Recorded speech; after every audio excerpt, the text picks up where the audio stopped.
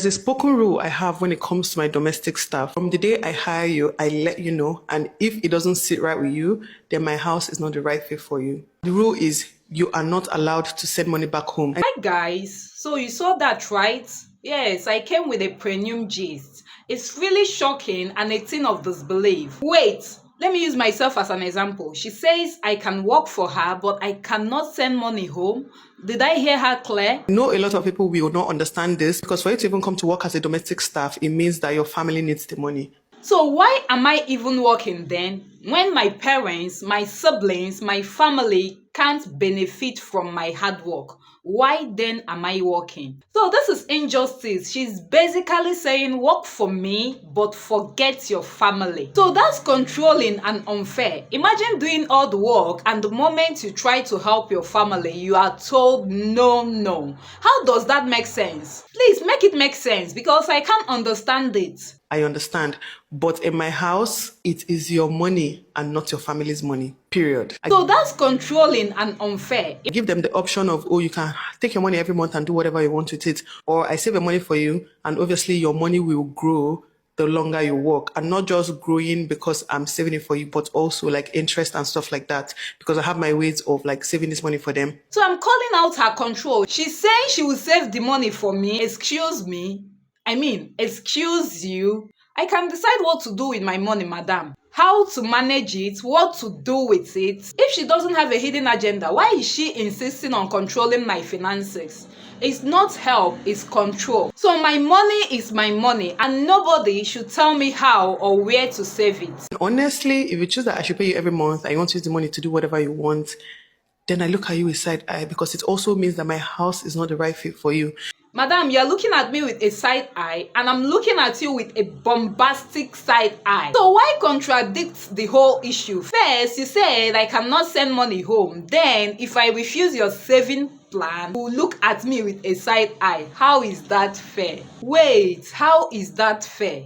Well, this is classic manipulation and there is nothing anybody can tell me about it. Making me feel guilty or suspicious for wanting my own autonomy.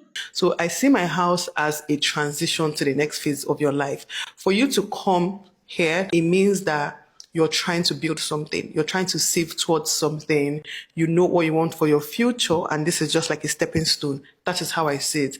So if this isn't God-based slavery, I don't know what to call it. Think about it. You're working for someone, giving your time, your energy, and your skill. But you have zero control over your own money, your own life, or how you support your family. This is absurd. Being told you cannot send money home, being forced to save your money their way, and being judged for wanting autonomy isn't guidance.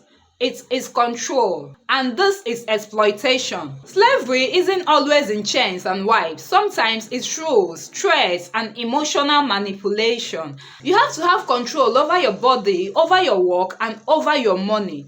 Never allow anyone to trap you in bondage using rules that steal your independence. Your money, your life, your freedom, that's non-negotiable. I'm Tiana and you're watching Tiana's React. And I really appreciate every single one of you for supporting me and my channel. When you're living with me, you don't need to buy anything. You don't need to pay for shit. Like you're paying for absolutely nothing. You're well taken care of. And I make this very clear to them that day. Like as long as you're treating me well, of course I'll treat you well in return. But if after I give you that option and you still want to take that money, it means your priorities are not straight and you cannot work with me. And then when it comes to sending money back home, is a no-no for me because why do you come to work for someone, live with the person for 2 years, 3 years, 5 years, even more? And then you're going home and you're going home empty-handed. You're going home with nothing because every month you've been spending your money and sending it back home. For me, that decision doesn't make sense. It's not something I can allow because I believe that you are working towards your future. If you're talking about your parents, they have lived their lives, right? They are older. They've been surviving before you came to my house. Like I like to say, they will survive even without you sending the money. You were not giving them money before and they were surviving. So it's just something I don't do. I don't personally like it. And any parents that ask their kids to be sending money back home, I see you as a bad parent because you don't want your child to grow. Okay, that's a story for another day. Because I tell my girls sometimes you might think you're doing something nice for your family, but in return, they are holding you back. They are pushing you down. You are trying to elevate your life to get somewhere, but your family will keep dragging you down because they are milking you. This is something I take very personally. And I just don't joke with my people's money. I have two people, one almost 3 years, one almost 8 years, and I can proudly tell you that not one naira have been touched since day one, not one. And now the money keeps multiplying. They have mutual funds. They have like even piggy vests. There are so many ways they save this money to multiply this money. I introduce them to mutual fund and everything. So it's just like, if you really love yourself, then you're going to put yourself first. And if you don't put yourself first, then you're not a good fit for me and we cannot work together.